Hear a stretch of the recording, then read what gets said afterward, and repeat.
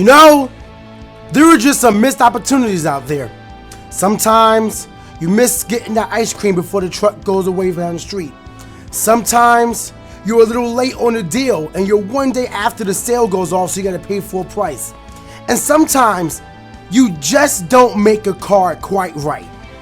Welcome to Errata That. This is a series where I'm going to be looking at cards that are already established and I'm going to errata them to make them better. Will this break the game? I'm going to try not to, but the point of this is not to prevent myself from breaking the game, because once pendulums were introduced, the game of Yugioh was broken, okay? The point of this is to improve archetypes that are already there, to improve cards so that way they can have more use, such as, well, what we're doing today. Today I'm taking a look at the Dark Magician archetype.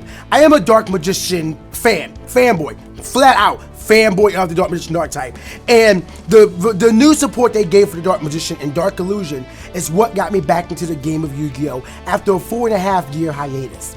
And playing the deck, I have gotten my deck to a point where I feel it works thoroughly. Every single card has a purpose and it plays well. You can see a deck profile of my latest build on a Yu-Gi-Oh playlist that I uploaded yesterday. Link to the playlist is in the description below.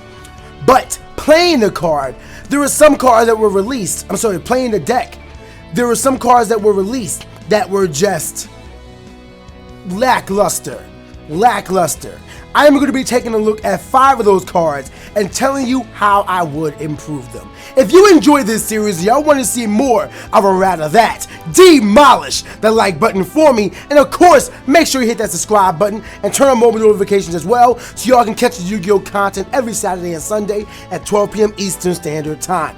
Now let's get into our errating. The first card we're going to be looking at is Palladium Oracle Mahad. Now this card, it took me a while to figure out how can I buff this. Like, there has to be something, because it doesn't quite work with the Dark Magician deck. Because it being a light type, it really does throw off a lot of synergy it has with the deck. The way the card works right now is that if you draw it, you can reveal it and then special summon it immediately. If it battles a dark type monster, its attack doubles, and when this card is destroyed by battle or card effect, you can summon one Dark Magician from your hand, deck, or graveyard. So it's a really nice card right now, but the fact that it is a light attribute really does mess up a lot. So I'm thinking, okay, what can I do to mix this card up? And I was thinking I could change the attribute to dark. That would help it out a lot, but then it would ruin the idea of Mahad, because the point is to be the faithful servant and protector of, you know, Atem and the Dark Magician, and he becomes the Dark Magician. He's a protector. So I'm like, I couldn't make him a dark type. He's a light type, is how he is. So I'm thinking, can I make him stronger? But then no, because he's supposed to become a Dark Magician, so his stats are right. So what do I change? So I figured out, instead of changing the ability, why don't I just add on to the effect? So what I decided to do is, for Palladium Oracle Mahad, if a Dark Magician on the field would be destroyed by battle or card effect, you can discard Palladium Mahad from your hand and protect Dark Magician for 1 turn. Now this is good for a few reasons. One, it gives you a way to protect your strongest monsters. So let's say Eternal Soul is destroyed. Eternal Soul would have destroyed a Dark Magician. You can discard Palladium to protect your Dark Magician that is on the field. I'm not saying all of them. If you have 3 Dark Magicians on the field, you can only protect 1, because there's only 1 Mahad.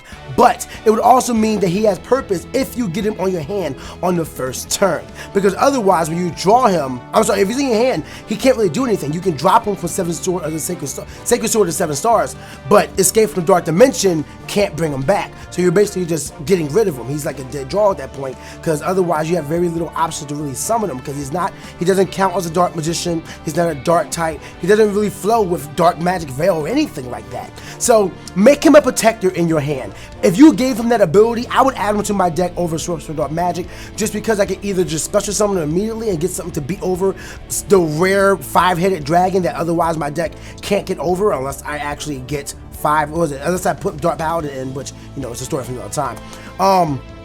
But yeah, I either do that, or I just make it to where I can keep him in my hand. I don't have to reveal him, and I can protect my Dark Magician on the field should something go awry with my Eternal Soul that I have on the field if I am using that option, or if my opponent is getting wired and starts dropping like alternate blue eyes, so he goes to destroy it by protecting from destroying by negating the effect. And I'm like, well, there you go. You're mad. You got mad. So I think that would be good for Palladium Oracle Mahad, is to make it to where he can protect the Dark Magician from destruction while in the hand. Everything else it can kind of work, you know, and it keeps with the theme of Mahad, which, you know, I want to try and keep. I don't want to change cards away from their original intention. These two cards I'm about to talk about need to get a bunch of errata-ing. I'm telling y'all, I like what it does, but I feel like it's lackluster. For working with the Ultimate Wizard in terms of attack and defense, these two cards, the accessories to the Ultimate Wizard in terms of attack and defense, do not increase his attack and defense or help him out at all. We are changing that. We're changing that. We're talking about Magician's Rod right now. First of all, we need to make it to where he can be more searchable. So I have one or two options, or I have two options here, two options. One, make him level 4. Why is he level 3? I don't understand why he's level 3. Why not make the Rod level 4? I don't get why level 3. Like, I understand he has 0 defense. I think it's 0 defense. It's low defense, maybe like 100, but still, it's not anything to snuff at. But it's like, why is it level 3? Make it level 4. That way it can be searchable by cards like Summoner Monk and stuff like that, because there's no real tangible way to search out Magician's Rod, and that's so annoying. It's so frustrating. So make it so we can search it out. Make it level 4. Second thing, this is the way that Dark Magician attacks, right? And again, he is the Ultimate Wizard in terms of attack and defense. So let's work on that. Make his attack 2,000. Either 2,000 or 1,900, one of them. Make him strong. Make it to where he's a top contender 4-star monster you can summon. It could beat over something that maybe you can, just sitting on the field, you know, easily summon. I don't know why it's 1,600. Like, that's such an odd number for being the Ultimate Wizard in terms of attack and defense. I feel like it needs to have more attack. I would say 2,000, maybe 1,900. But I want 2,000.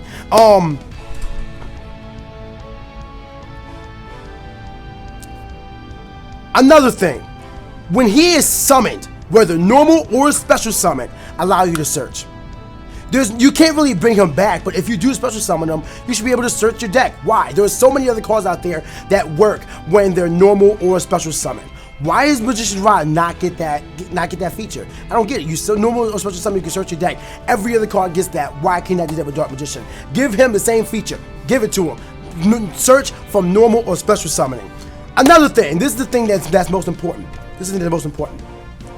Make him a union monster. Make it to where you can only equip him to the Dark Magician, whose original name is Dark Magician. So you can't use Plasma, make him Dark Magician, and then equip Magician's Rod to him. None of that. None of that. But he, as the tool, as the weapon of Dark Magician, I don't care if Dark Magician comes out with his robe and his wand already, or rod already. Let Magician's Rod be a union monster that will equip to Dark Magician, and hear me out, to help him out with being the wizard in terms of attack and defense. And you guys are going to say this is too much, but I don't care. I think that this needs to go just so he can set the presence. Have his attack be increased by 1,000. 1,000 while he's equipped with Magician's Rod, and only Magician's Rod. I mean, yeah, you could do stuff like Magician's Tome or Magical Book and all that crap. Yeah, I'm talking about for his Magician's Rod. But this is the reason why I was thinking, like, you had that Magician's Book, Dark Magician's Book, I forget what it's called. But the thing that when it's destroyed, you gain 1,000 life points, and while I was equipped with Dark Magician or Dark Magician Girl, they gain 700 attack. You have that, so I'm like, let's go beyond that. Let's make it 1,000. It would make his attack 3,500, then he would actually be the ultimate wizard in terms of attack and defense, because he goes over Sorcerer Dark Magic, Dark Paladin, and all of them with his rod equipped, and not just the basic rod, you know, because now he doesn't have the Dark Magician's Rod, he has the Magician's Rod, you know. It's like an evolution to me. So make him a union monster, equip it to Dark Magician, and when it does, 1,000 attack point boost. Now we are going to Errata Magician's Robe. We're going to focus on the ultimate defense part of Magician's Robe. The one thing that always bugged me about this card is that you have to use his effect by putting him face up, and then on your opponent's turn, you can discard one spell trap card to summon one Dark Magician from your deck.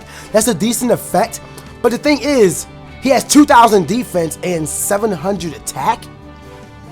What? That does it boggles the mind why they thought that was a good idea. So we're going, besides an effect, we're going to change everything about Magician's Robe. First things first, we are going to make it to where this card cannot be destroyed by battle or card effect for the first time. This is the ultimate defense part, alright? This is the ultimate defense. So you can set it face down, and if they use alternate dragon, you can just flip it face up. Even if face down, you flip it face up and say, nope, not going to let it happen. Not going to get destroyed. You know why? Because that's my protection. If you destroy it again, then you weakened it and then you blew it back. That's fine. I'm fine with that. But the first time per turn, it will be destroyed by battle or card effect, cannot be destroyed. That way, you can set it, and when you try to destroy it, it's just like, no. And then when you net your defense up, you can use this effect, discard one card on your opponent's turn, summon Dark Magician. Second thing we're going to be doing is make it to where you can tribute Dark Magician, like, was it for Dark, I'm sorry, make sure you contribute Dark Magician's Robe. I don't know why I keep saying that. Second thing, make it to where you can tribute Magician's Robe for Dark Magician. You can also, instead of just dropping a card, you swap them out. So you trade up the Magician's Robe, and he fits into the robe, so to speak, and now he's there. You know, that's what happened. So you lose the card Magician's Robe for discarding the spell and trap card, but you get Dark Magician on the field. So he's not just staying there. You're not just keeping him on the field and then dropping the spell and trap card, and then Dark Magician's there as well. Because then that would kind of make this part broken for this third part. Similar to Magician's Robe or Magician's Rod, I want Magician's Robe to become a union monster, and I want him to equip only to Dark Magician. And when he's equipped to Dark Magician, the same effect. For the first time he's destroyed by battle or card effect, he would not be destroyed by battle. So Magician's Rod doesn't get that effect where, you know, if he gets destroyed by card effect or battle, then he's destroyed. Magician's Rod doesn't do that because it's all about the ultimate attack. But the ultimate defense should protect the Dark Magician. So when you equip Magician's Robe to Dark Magician, he's protected from destruction for one turn by battle or card effect in exchange for destroying Magician's Robe. So you have to get rid of that in order to protect him. So then he loses that invulnerability while he's protected. You know, so that's how I think that is balancing it. I don't understand why you have Magician's Rod and Magician's Robe, but they're not union monsters for the Dark Magician. So I think both of them need to be union monsters, and I think this way we have created the ultimate attack and the ultimate defense. So let me know what you guys think about them, but I'm not done yet. I got 2 more cards that need to be errata to make the Dark Magician deck so much better, in my opinion. Now, with Eternal Soul, I kind of understand why the field gets wiped whenever Eternal Soul is destroyed. Eternal Soul is the slab that holds the soul of Mahad, who becomes the Dark Magician. So when the slab is destroyed that summons the Dark Magician, that means the Dark Magician can't be on the field. So I'm fine with that. But why does all monsters have to be wiped immediately? It's like you can have Ebon Illusion Magician and then, you know, they're all wiped. So I think that Eternal Soul, first of all, should not count for destroying all monsters. I'm fine with it destroying Dark Magicians. And remember that Magician of Dark Illusion counts as Dark Magician. So you can even destroy that. I'm fine with that. But I feel like it shouldn't destroy all monsters. So destroy all Dark Magicians on the field with this card is removed from the field. I'm fine with that. I think that that's how it should be and not a complete monster wipe. Second of all, we have one or two things in general. You can either remove the monster wipe entirely, like this is another option. I think that you should either change it. I would rather it change and have this effect activated. But still, for now, I think you can either remove the monster wipe entirely, or you make it to where you can recycle Dark Magic Attack or Thousand Knives once per turn from the deck or graveyard. I think that will be immensely better. It's one of those two. Personally, I would much rather have it to where you have you can recycle the cards and you still have the field wipe, because then it gives you like a huge benefit, but at the same time you have a monster wipe that can happen, you know, so it's scary. But at the same time, you're constantly pulling out Thousand Knives and Dark Magic Attack, and you're wiping the field as necessary so you can keep pressuring your opponent. And again, I don't think that's breaking the game, because there are many decks that do that. There are many decks. Have you played a Paleozoic Toad deck? It is ridiculous what that deck can do. So I don't think that's too bad. I think that you should be able to recycle Dark Magic Attack or Thousand Knives from your deck or graveyard, because, I mean, no one's going to be packing 3 of those in their deck. No one's going to be doing it. Why would you want this? No. But if you allow this one, allow us to recycle it. Only one of them per turn. You can either do Dark Magic Attack or Thousand Knives. and you can bring it back from your deck or graveyard, I think that would be good for pressure on your opponent. And along with that, with Dark Magic Attack, Dark Magical Circle, you can have options right there. You can either just say, I want to summon this to banish, or I can bring back Dark Magic Attack to work back, destroy your back row, or something like that. So it doesn't completely put down your opponent, but allows you to apply pressure, which I think the whole idea of what Dark Magic Attack is supposed to be doing, or the Dark Magician archetype is supposed to be doing, is putting pressure on your opponent and not allowing them to do what they want to do, reacting to them. Like, okay, you said a spell card, so I'm going to pull back Dark Magic Attack and destroy it instead. You said a monster, I'm going to pull back Thousand Knives and destroy that instead. It's reacting to your opponent's play, and I think that is keeping with the theme of it. So that's what I think they need to be changing for Eternal Soul. Magician of Dark Illusion. Make him count as Dark Magician. Everywhere. In the graveyard, on the field, in the hand, in the deck. Let him count as Dark Magician. Why do you not? There are so many other cards who have gotten retooled versions, effect versions. Look at Buster Blader, the Destruction Swordsman. Counts as Buster Blader. You can bring that to your hand. Why can you not bring Magician of Dark Illusion to your hand? You can special summon Dragon Spirit of White or Blue Eyes Alternative White Dragon as an actual Blue Eyes monster, Blue Eyes White Dragon. Why can you not do that with Magician of Dark Illusion? Make him count as Dark Magician. Let me have yes, I know I will have 6 of them in the graveyard. I'm in my deck, but you know what? I can go look at other decks and they have the same thing. Why can't the Dark Magician have the same thing? The Magician of Dark Illusion, have him count as Dark Magician. End of. That's the only thing you gotta change, and that card is so much love. Make him count as Dark Magician. Make him count as Dark Magician. Make him count as Dark Magician. God! So to recap, Palladium Oracle Mahad. Make it to where you can protect from the destruction of a Dark Magician monster on the field by discarding him from your hand. Every other effect is great. Attribute, typing, attack and defense stats, they can all work. Just make it to where he can protect from a Dark Magician being destroyed on the field. Magician's Rod. Make him level 4. Raise his attack to 2,000. Allow searching from special summoning, and make him a union monster that can only equip the Dark Magician that can increase his attack by 1,000, living up to the moniker, the ultimate wizard in terms of attack. For Magician's Robe, basically change everything about this thing. Make it to where it cannot be destroyed by battle or card effect, even while face down the first time per turn.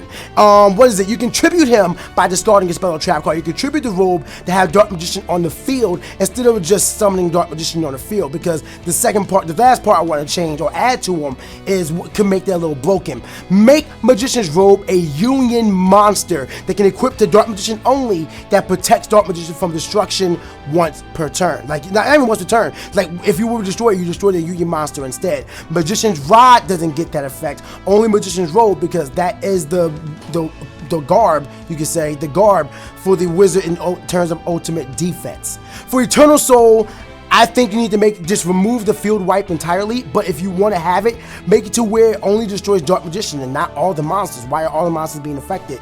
And make it to where you can recycle Dark Magic Attack or Thousand Knives from the deck or graveyard. That you only need one of them, and allows you to keep pressure on your turn, on your opponent. I'm not saying change everything else. You can either summon a Dark Magician or, search once per turn. So you get either or, but make it to where you can use them from the graveyard as well. And Magician of Dark Illusion, have him count as Dark Magician. Deck, hand, field, graveyard, banish, everywhere. Have him count as Dark Magician. End of story. Let me know what you guys think of my errata cards in the comment section below. If you enjoyed this series and you want to see another one, let me know in the comments what deck you want to see me errata, what card do you think needs to be buffed, or what you want to hear my opinions on, because this is not entirely opinionated, and I know that there are going to be people in the comments going to be like, why would you do that, that's so bad, blah blah blah. That's fine. I am open for discussion. It's meant to be fun, so make sure you enjoy yourself. If y'all enjoy this series though, and you do want to see more, make sure you demolish the like button for me and subscribe for Yu-Gi-Oh content every single Saturday and Sunday at 12 p.m. Eastern. But for now, it's time for me to dip. Stay hot, guys, and I'll see you next time.